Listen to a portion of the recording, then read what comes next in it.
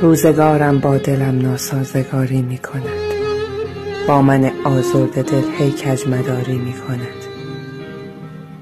آنقدر تنها و بی کس ماندم روی زمین، آسمان بر حال روزم سوگواری می کند.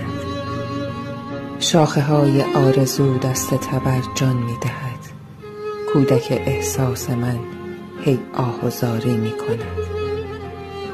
با تمام زخم‌هایی که به دوشم می کشم، این دل دائم صبورم بردباری می کند.